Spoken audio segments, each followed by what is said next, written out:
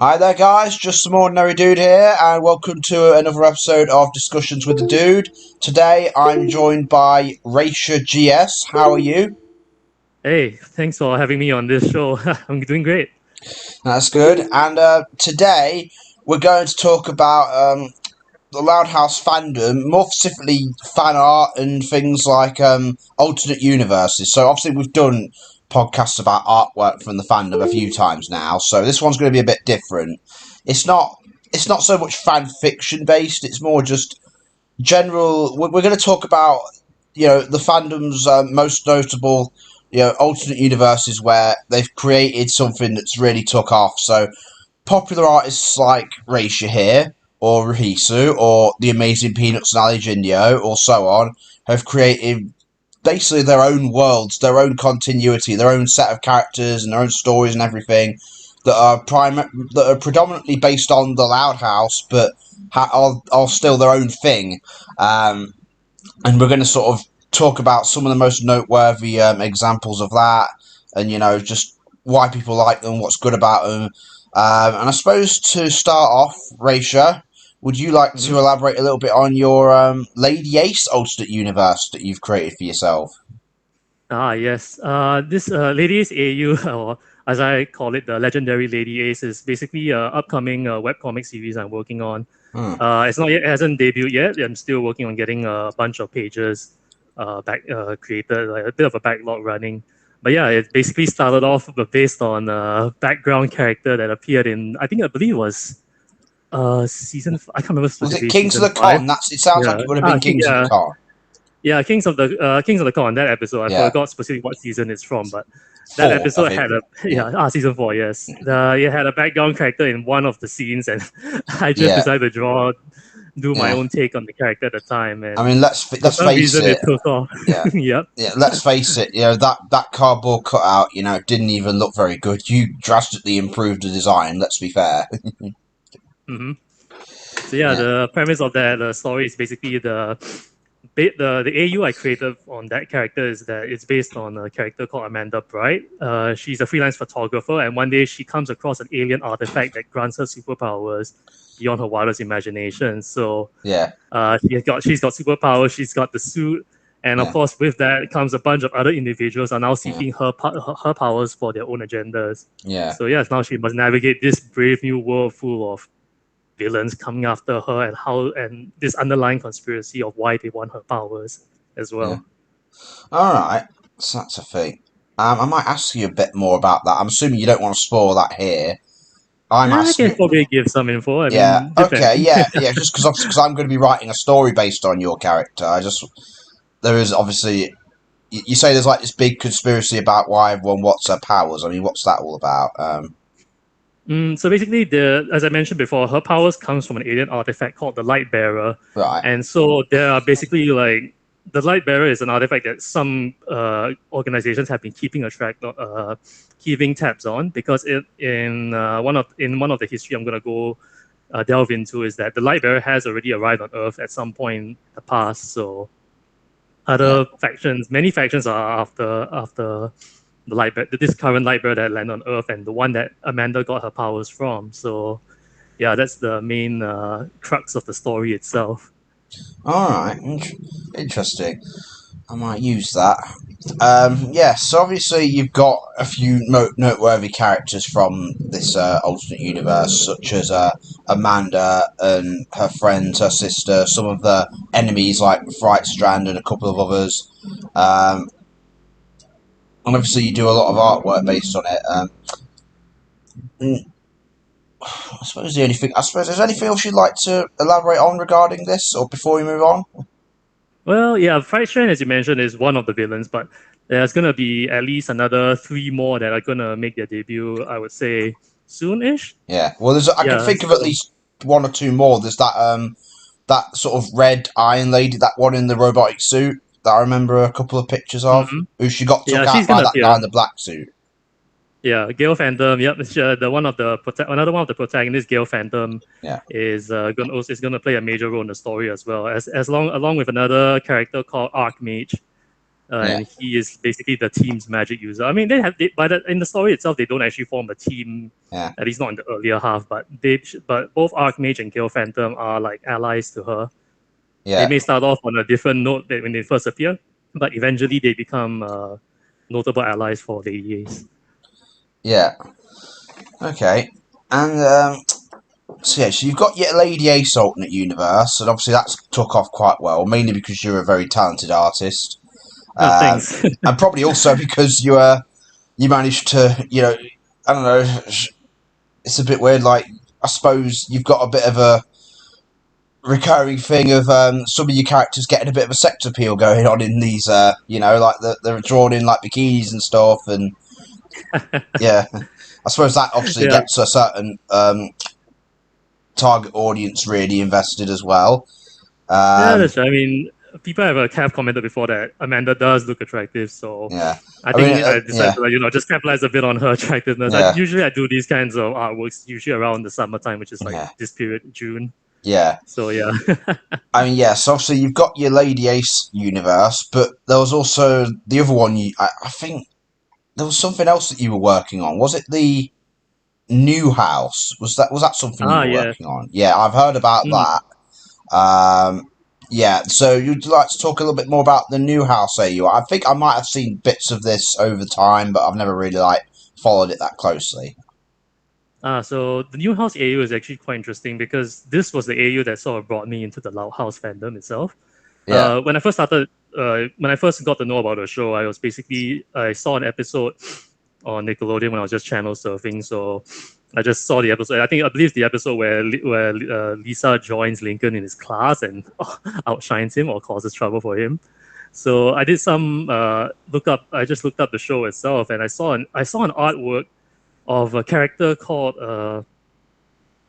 Ari New, if I'm not mistaken. Yeah, yeah, there was a because I think Lao House artists have quite a talent for doing very show accurate artwork. So when I first saw this character on Google, I thought this was an official character from the show. It's like, whoa, this yeah, character looks badass. I was like, I gotta check this show out. And so turns out this character didn't exist. And when I did more investigation, it's actually just a fan art. But it was a damn good fan art of the yeah, character. So I the character itself was drawn by an artist by the name of BRS Star JV or J Star. Most people refer to them as J Star. So I yeah, looked up more of J Star's artwork, and they had a lot of characters. And the more I looked into it, the more I was hooked. And it turns out these characters are all part of an AU they call the New House AU. The AU itself is basically something like the Loud House, where initially it started off as Lincoln meeting another family that just moved in that's just as big as his, with nine other, like a mom, a dad, and nine other children, all sisters.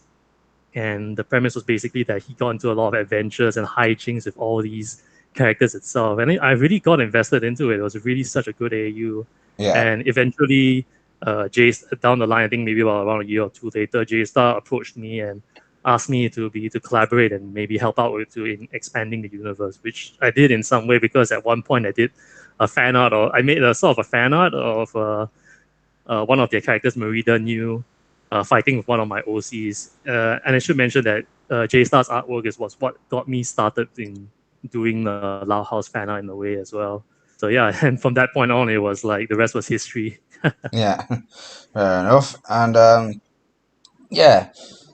So I mean, I've literally just sort of looking up some of the artwork for it right now as you're saying all this, and I'm like, I do sort of remember seeing these before actually, over the years.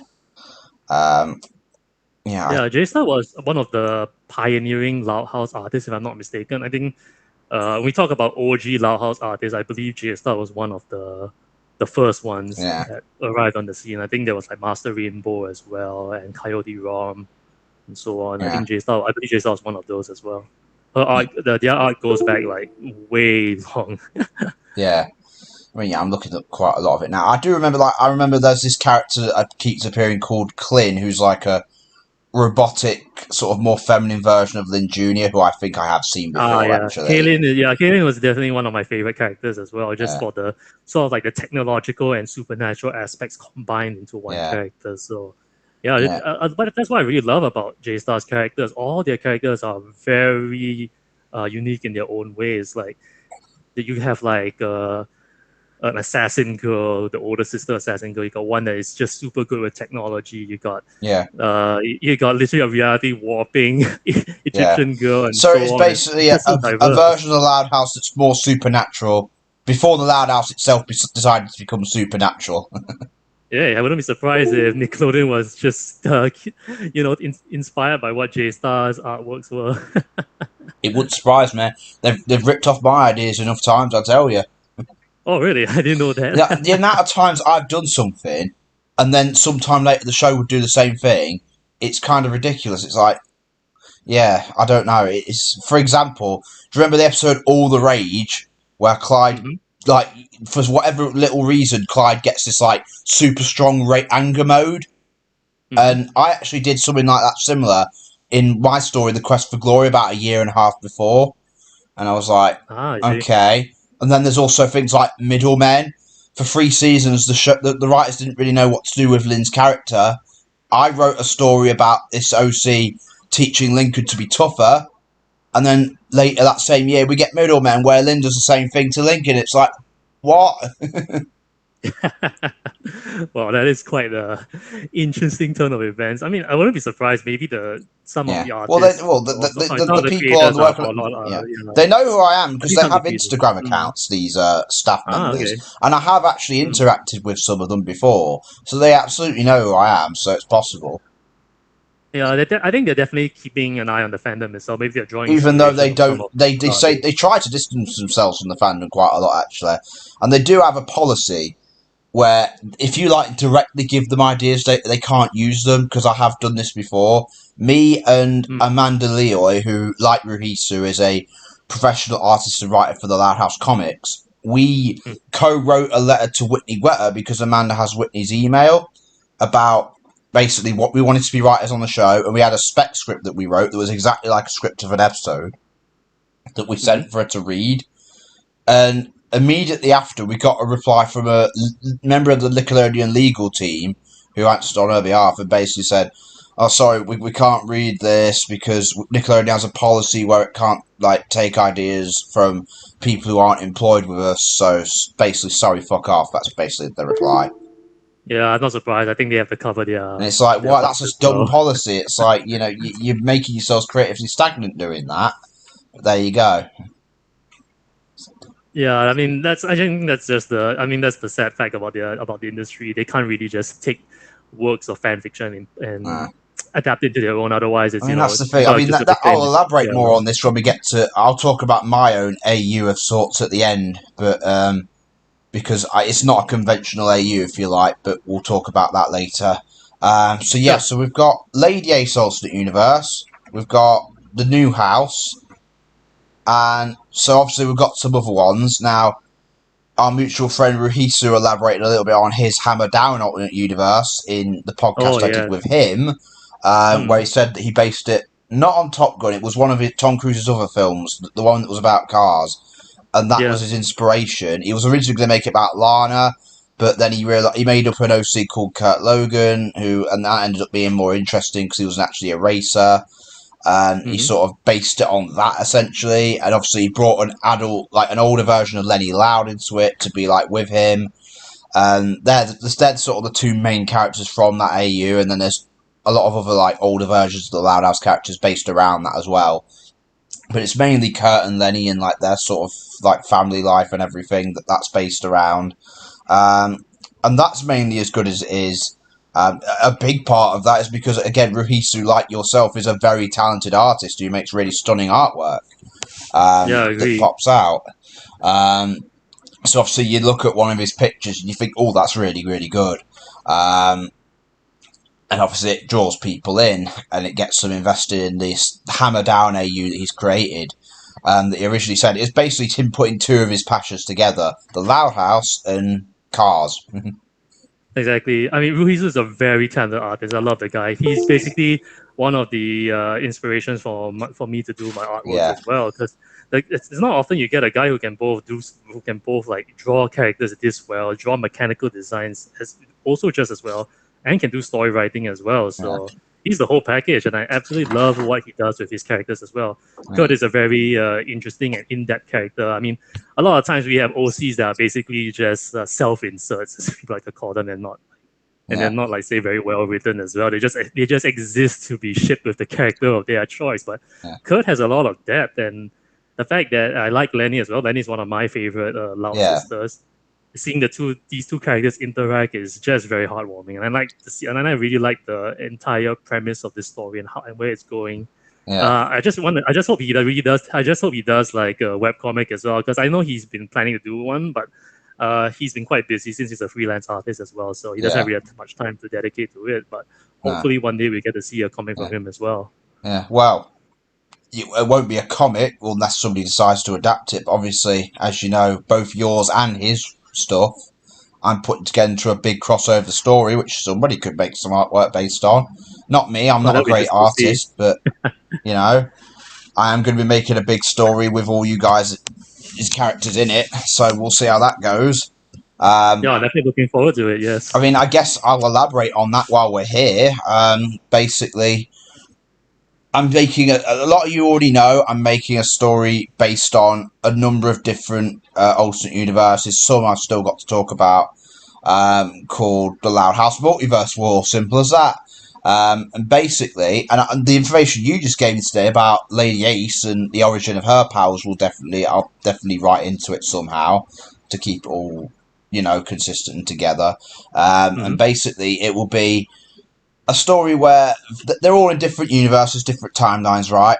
Now, I did create a story not too long ago called The Loud's Finest Hour, which Mm. is at the end of what I call my B canon timeline. Again, we'll elaborate on that shortly.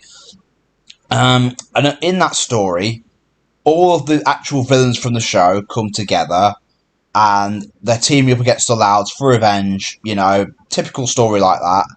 But there's a guy in charge of them called Viribus, one of my OCs, and he's actually got this much bigger plan to basically unlock the multiverse because he's found out of alternate versions of himself from other universes, other timelines where he's won, and his goal to turn everyone into robotic minions succeeded.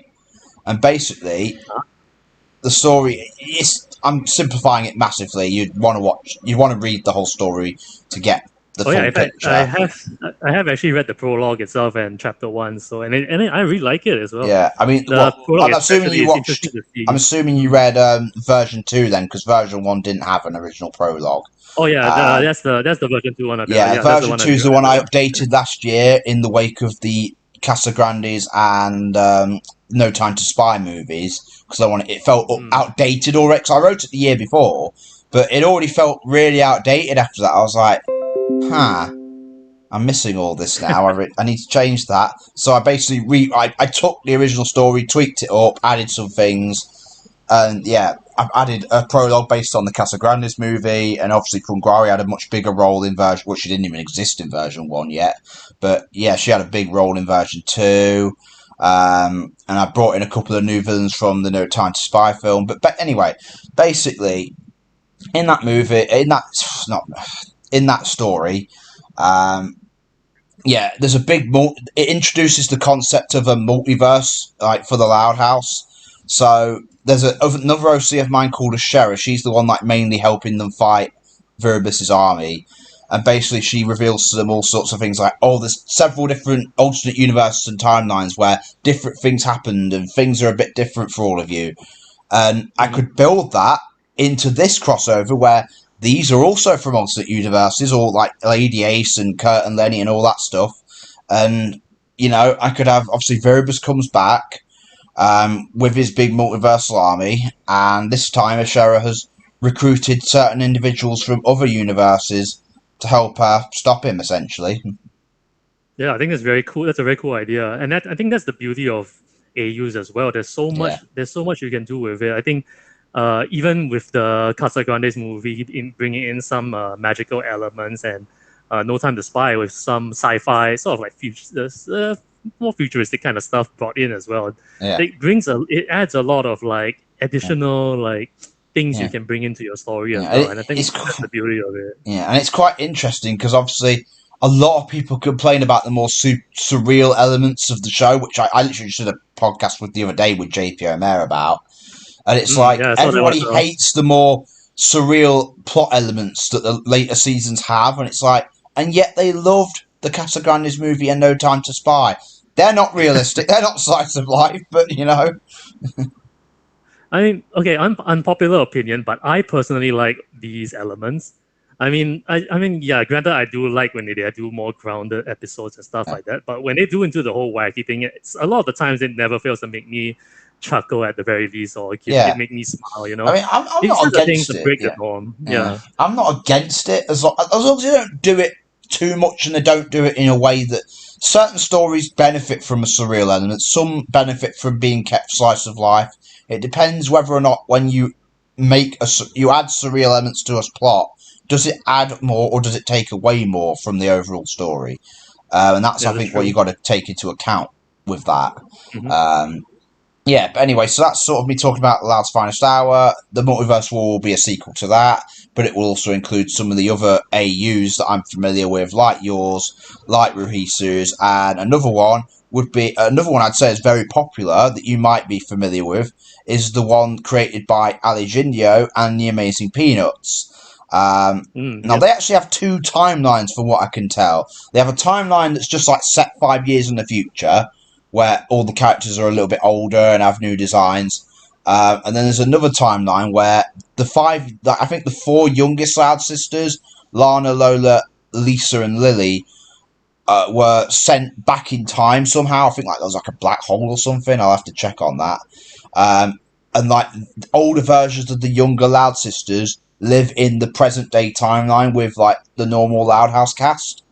And Yeah, that's this the one I'm familiar with. Yeah, and there's been particularly Lauren and Lulu get quite who are basically future Lola and Lana but renamed in that timeline. Get quite a lot of attention, and that's why I'm sort of bringing them into it as well because they're two very exceptionally recognizable OCs at this point that people Hmm. know about. I'll probably bring in future Lisa or Libby into it as well because she's the science one. She could help massively with a plot like this. Um, so I thought I'd extract those characters, and it would help especially because they've already basically travelled from one timeline to another in their sort of AU that the Amazing Peanuts has created for them.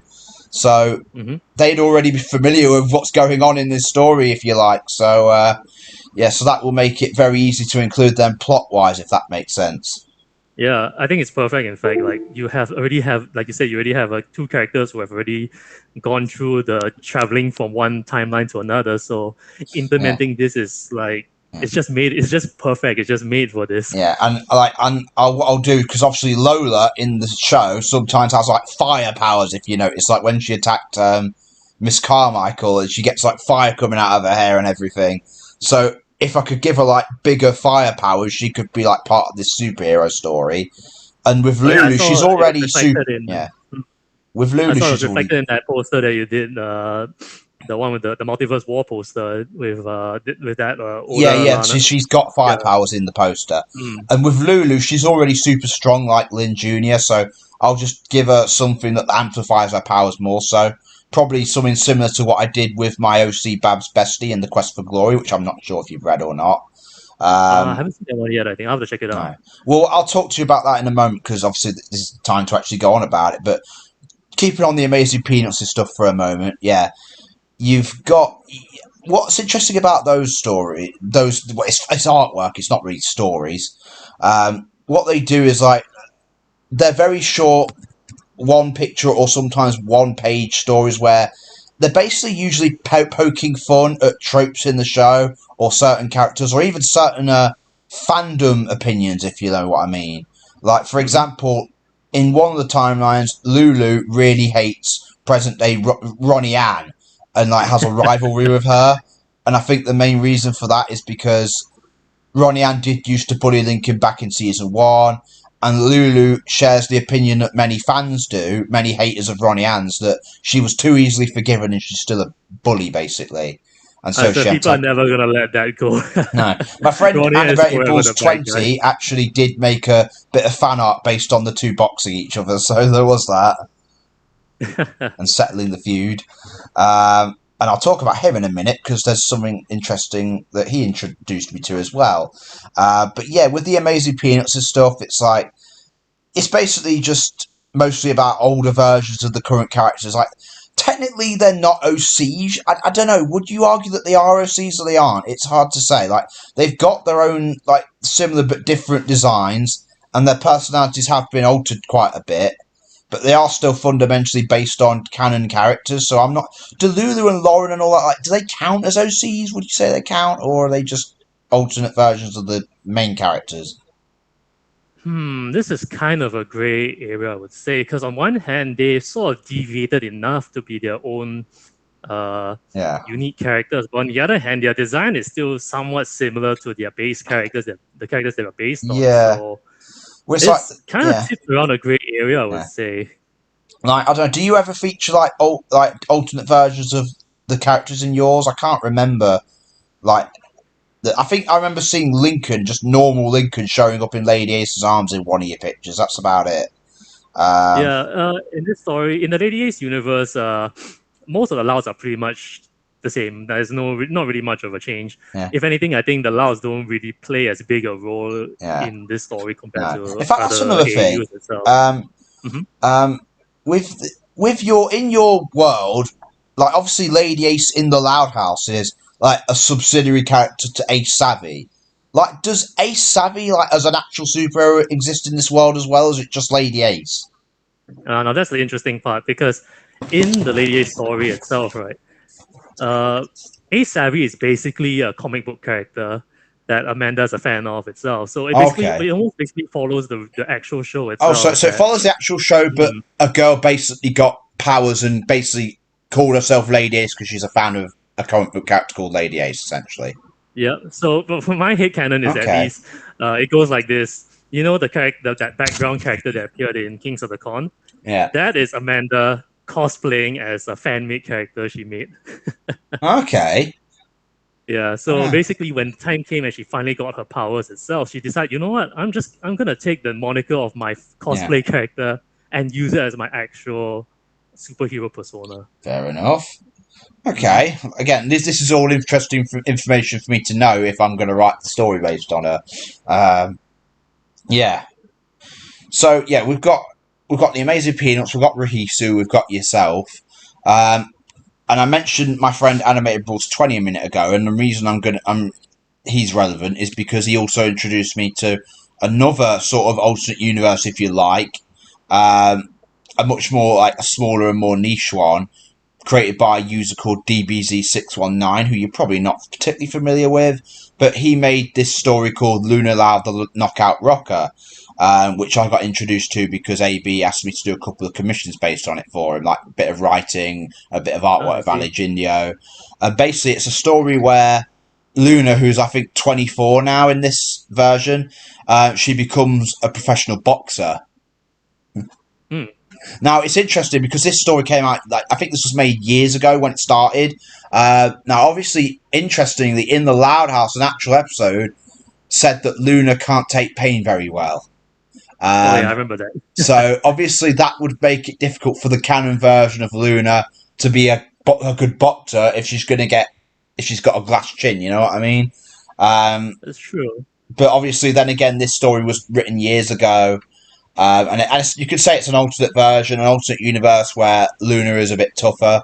Um, it's a bit weird actually because in the show, Luna's always getting into fights with her siblings, and she never seems to get easily hurt there. So it's probably just a case of not particularly great continuity.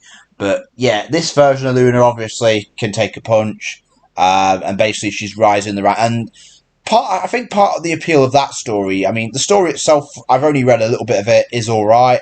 But the guy, DBZ619, he's really capable of making some very great character designs. In fact, I might link you to some of them because you might like them. They're very well done.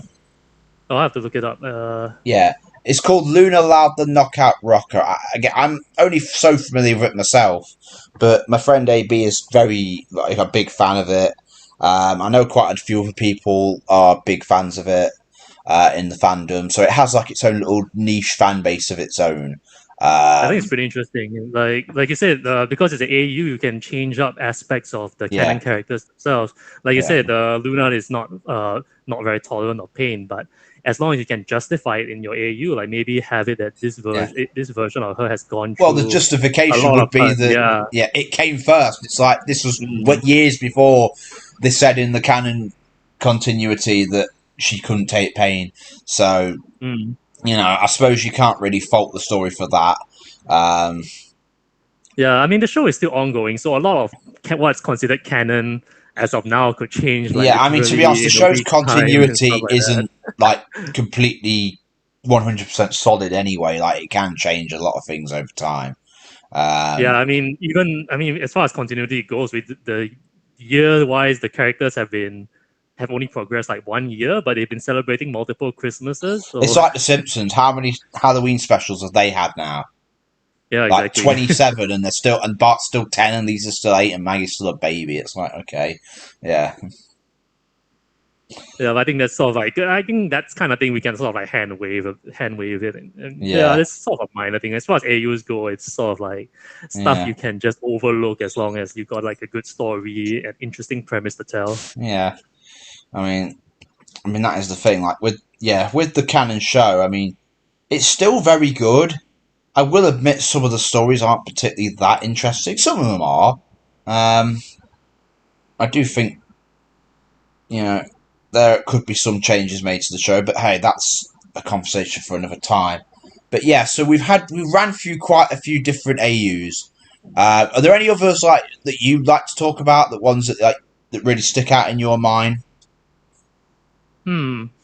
Well, here's the thing about AAUs itself is that not all of them have to be very prominent or very big AAUs that are publicly known. Because I know of one AAU called Lubenverse. It's basically an alternate Loud House story where the Louds have much more siblings than just 10. And the thing about what I love about this AAU is that it's not a very well known AAU, at least not with, I think I'm not very sure specifically how much of the fandom knows about this AU, but the thing is that what makes this AU great is that it's a very tight knit community of people. Because I'm in the community that where this AU is quite prominent in, and uh, there's a lot of creators who have contributed to this AU and its storytelling itself. Like it's not just like its creators, Raven and Jab. These two are who are the ones who created it, but there are multiple other individuals who have come together and put their own characters, their own like fan made episodes, and even their own ships, and even they even have ships between like canon characters and between each other creators OCs as well, and that's quite impressive actually when I think about it. It's Okay, a very big project, but it is small enough that they can do something with it. And I think what I like about this AU as well is that it's something that they can just like do as like a comfort sort of thing, just to express themselves. And it doesn't have to be seen by everyone. And in fact, I think most of the time all the stuff that goes on AU is self-contained within the community, the server they're yeah, on. But the people get to express themselves. They get to tell a story that others within their group can relate to, and that's just beautiful. In fact, I like it. yeah, In fact, I'm part of that community as well. Amanda, while not super prominent, is still kind of in there. It's sort of like a younger version of her that is just living her life oh, fair as a high enough. schooler. So yeah, so it's quite interesting and intriguing. It has its own charm, and I like what they're doing with it, even though it's not super major big like some of the other AUs that are prominently seen on DeviantArt or or stuff like that. I believe what one of the creators, Raven, has done fan fictions on these stories as well. He has done skits as well, and that's also quite impressive as well. Like just to see these stories being written and shown to the world. Yeah, So yeah, that's good. yeah. I suppose the main thing with alternate universes is again, not everything that fans create is great, but when they do make something that's great, it's really noticeable and memorable, and it really stands out, and it really adds like new life and new like expansion to a franchise that many people are a fan of. And Yeah, with some of like these particular ones we've talked about, they take something like something that small that the show included at one point and really expands upon it and really just like expresses so much creativity and shows just how big and great this universe of the Loud House can actually be, and how creative many people in its community are. Um, Mm. and now, and that's really good. I guess last but not least, we'll be talking about my own, if you like, AU.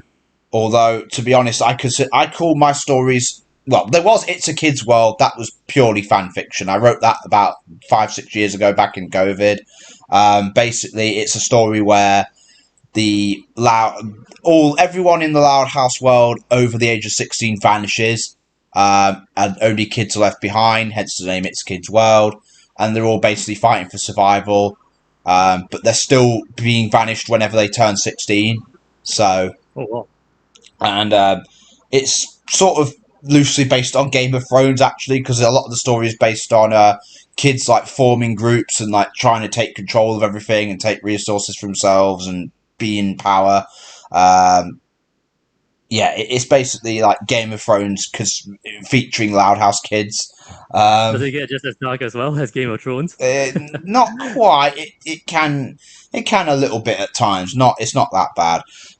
um, But there was that. But the main thing I've been focusing on for the last 5, 6 years is what I call the B canon timeline, where what I'm basically doing is I've really studied the show in very great close detail, and what I'm trying to create is like with the Loud House, it's a really strong show, but I think the main issue with it is it doesn't always focus on the ideas or the characters we want to see it focus on. You know what I mean?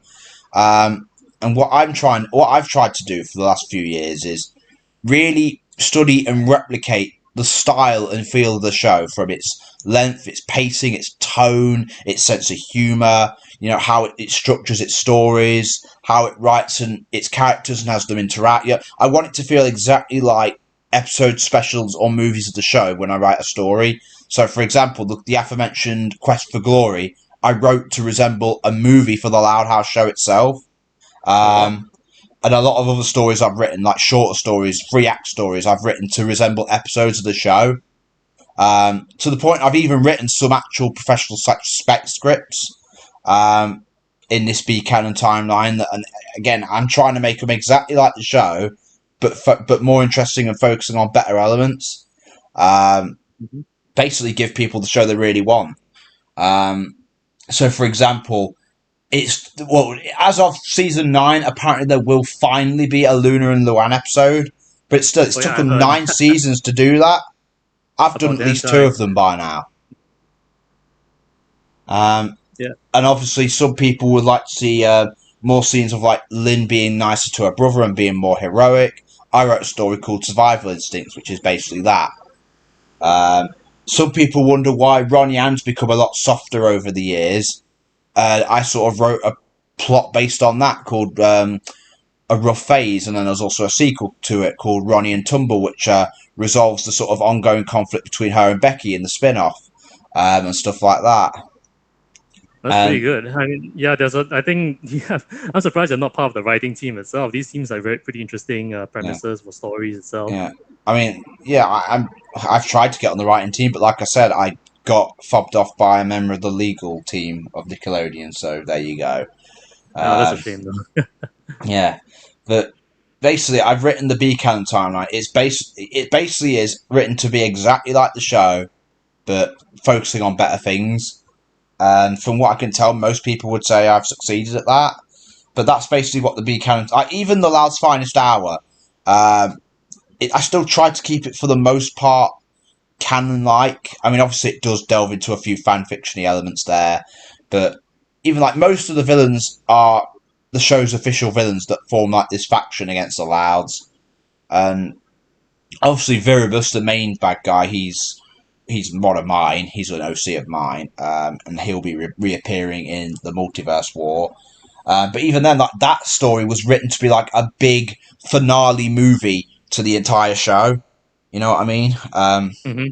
It even has like an ending where because they help save the world, the Loud family gets like a brand new big house to live in. Um, and Laurie, because she wants her own space, actually buys with her share the old Loud house, and suddenly it's a much bigger house with just her and like a couple of people in there. Oh, that's cool. And I thought like this could be a good ending to the show one day. Not that it will happen, but there you go. Yeah, I think the show still has a lot of life left in it, but as long as they keep making new episodes, I think these Yeah, episodes itself will I don't continue to know. It's one of inspire those. I, a I, lot of I have a other feeling creators. because the staff have distanced themselves so much from their own audience. Like the show's still going strong technically, but like it's not wowing anyone. Like everyone seems to hate it. You know what I mean? Um, Nobody's getting excited for it anymore, and I do wonder like. And plus, the show still has all this like unfairly has all this like stigma still attached to it. Like everyone still looks down on it because of Loudcest and No Such Luck and Chris Savino and the stuff that he did. And like everyone just looks down on this show nowadays. And I do wonder, like, would it be better to maybe end the show after season 9 or 10, wait a few years, and then bring it back in a big reboot that really takes off and becomes a massive, masterful show that the whole world loves? I mean, personally, the Loud House has got for me. The Loud House, I agree, has gone on for quite a while. I mean, if they were to stop it right now, I'm not. I wouldn't say it. I would feel sad, but I wouldn't like grieve its loss. Well, it's But not so much at that the the show same has gone time, on too long. It's just that it's gone on and not done the most interesting things. It's like I have literally thousands of ideas for this franchise, but I think the people currently in charge, they've been on it for so long that they're creatively burnt out. And a lot of them are moving on to new projects, like they're moving on to Primos and Wildpack and other similar sort of shows. And oh, Waffle I is think they're good. just burnt out. I think they're just burnt out. And truthfully, I'd like my hands on the show one day. But I don't want I to take mean, this current one because there's too much baggage attached to it. I want a clean start. okay, I guess it's my opinion, but I think in the end, the Loud House is still a kids show. So I think it really just boils down to whether their target audience is still watching it. And well, I don't know the numbers per se, but I Yeah, assume that there is still an yeah, audience for this show. The yeah. us as adults watching it is sort of like a I don't secondary know. kind of thing. I want it to But be more than just that an being average said, show, though. You know what I mean? Like it was supposed to mhm, like surpass SpongeBob and everything. That never happened. I wanted it to be like a yeah, big thing, like and it never took off in that way. well, And Loud House is still kind of big. I mean, we had like three movies. I mean, that yeah, alone is not none of considered. them We were had three cinematic movies, though, a were they? They bunch. were all direct to streaming services. Yeah, but I would say it's as far as like shows that have movies go. That's pretty big. I mean, heck, you see stuff like Glitch Yeah, Tech. They even last yeah, like one season uh, proper. yeah, So I think Loud House has had a pretty good run as far as things go. And I yeah, mean, at least for me, I wouldn't consider myself like a super hardcore Loud House fans. Like I couldn't tell you all the names of all the side characters or the no, birthdays of all the Louds, that kind no, of thing. I'm just I say a sort of semi fan. Like I mean, I know enough about the show, but not yeah, so much that I'm hardcore. But yeah, for me, the show itself is just a very light and like feels yeah. good I kind of show know, for me. Like I just watch it just to get. I mean, it's not gonna blow me away or by stuff, but I but just I think it enjoy has it the for like potential to it do that. being. It feels me good, you know. Yeah, It for me, it makes me yeah. feel good. Like I watch it, I get a few chuckles. Sometimes I don't like some aspects of it, but in the end, I never regret watching any of the Yeah. episodes. I don't know. I So yeah, guess I don't know. I'd love it to blow people away. That's all. Like I think like everyone looks at certain cartoons like classic Simpsons, Avatar, Gravity Falls, Batman the animated series, and like they put them on a pedestal and like act like no other cartoon can match them. And I'm like, actually, every cartoon should be trying to match them or even surpass them. You know. Personally, I I think think too many people accept mediocrity. You know what I mean? I think the thing about those other shows, like we say Gravity Falls, for example, the story. I think compared to La House, is like two separate I kind of don't know. like stories because Gravity Falls had like an overarching story that was really pushed, and even though sometimes a lot of it was standalone, they always had something Yeah. that would carry on to the next episode. Whereas La House is kind of more slice of life-ish, where the Okay. status quo kind of resets, that kind of thing. I mean, I would love Okay. to see if the Loud House could do something much more bigger, like Okay, well, even so, like overarching like the character arc. classic But Simpsons years were still episodic, but look at how big and successful and loved they were. yeah, but I think some people would say that the Simpsons gets kind of like gone on for too long as well. Oh yeah, yeah, I I mean, know, but I'm your talking about mileage may like its vary on golden that, but yeah. years. It demonstrated the potential for an episodic series to be just as big and great and epic as something like Gravity Falls or Avatar. That's true. Yeah. But yeah, like I said, the Loud House is kind of a smaller as far as like as projects go.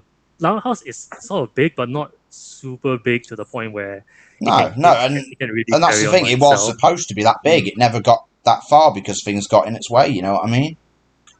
Mm.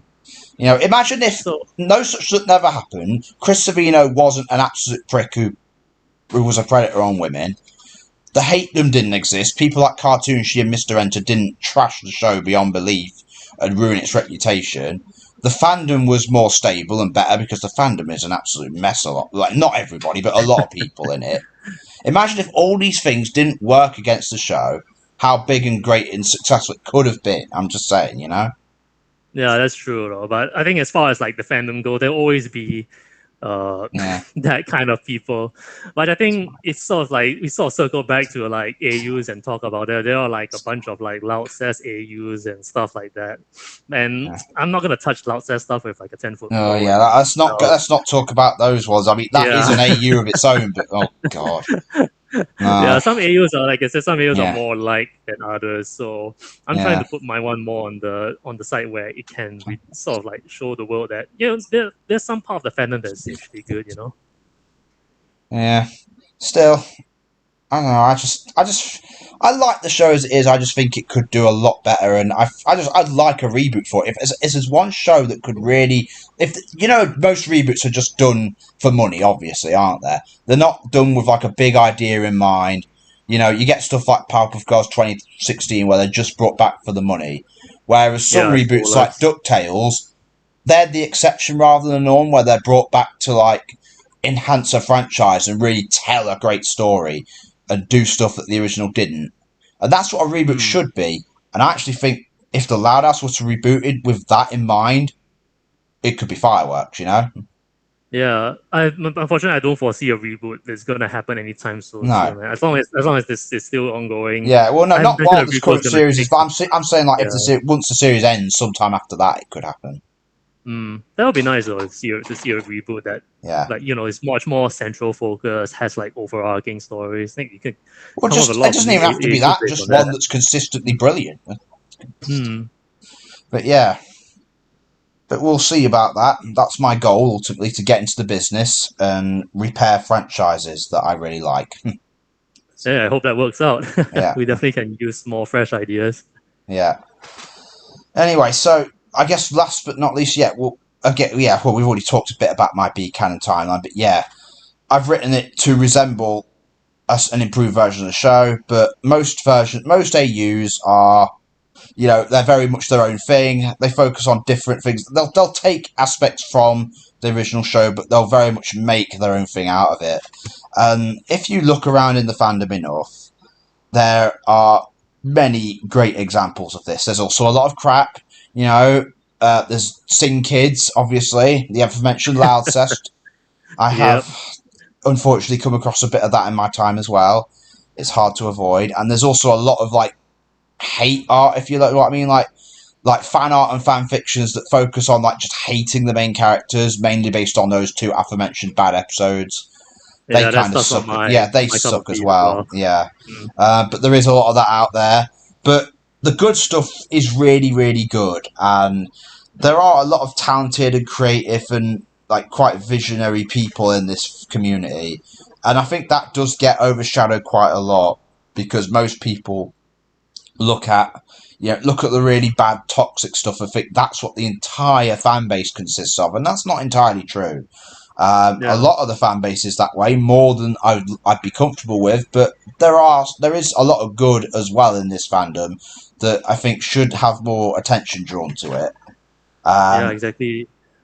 I would say that every show of or every series of fandom has their toxic elements as well. Like oh, people say La absolutely, House fandom is the most toxic, but if you look like say ML the My Little Pony fandom, there's an yeah, entire rabbit hole for that. Heck, My Hero yeah. I mean that's Academia another thing. Like you know how has a lot of everybody that as likes well. to badmouth the Loud House fan base for its Mm. loud test stuff, and it's like, well, hang on a minute.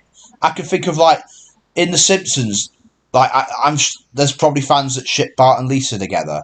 In Ben Yeah, 10, Simpsons there's has that. tons of fan art. Like I don't even go like looking for it, and you can just see it. in like some of the mainstream stuff on DeviantArt. Like people ship Ben with his cousin Gwen in the Ben 10 franchise. And then Yeah, you have Gravity like Falls as Gravity well. Falls, people Same. ship Dipper and Mabel together. And it's like, and that I'm sure with Avatar, I bet people ship, I don't know, Katara and Sokka or Zuko and Azula together or whatever. And it's like, these fandoms don't get anywhere near the flat that Loud Ass fandom gets. Like, I wouldn't be surprised if Wildpack even already has these kinds of shippers Yeah. on But board it's as like, well. yeah, I don't know. It's Yeah, just one but of those, yeah, like, like I everyone said, just loves to sling mud at everything related to the Loud House, doesn't it? yeah, Loud House has sort of become like the punching bag for when it comes And to that's what I mean. I terrible really, fandom. I'd rather it be loved. But there you go. Well, that's gonna be a very major uphill battle. That's all I Yeah, can say. yeah. Indeed. That's what I really want to be in the business one day, as I want to change the industry. You know what I mean? The industry's a bit of a mess these days. And just get, everything back on track. Yeah, I'm sure that you'll definitely be able to get there eventually. Yeah, Just keep on working on your craft, and who knows, I'm sure one of the Nickelodeon talents will eventually yeah, be able to see it. yeah. I keep linking them to a lot of my posts on Instagram, but there you go. But anyway, yeah, so everybody else who's listening to this podcast, what are other AUs that you're all fans of that we perhaps didn't talk about here? Because I'm sure there are tons of others that we missed. Let us know in the comment section below. Anyway, thank you very much for being on this podcast, Raisha. It was a very good one. Yeah, thanks for having me. Yeah, and obviously I'll be talking to you very shortly about updates on the crossover project naturally. But yeah, for the rest of you, I'll see you guys all next time.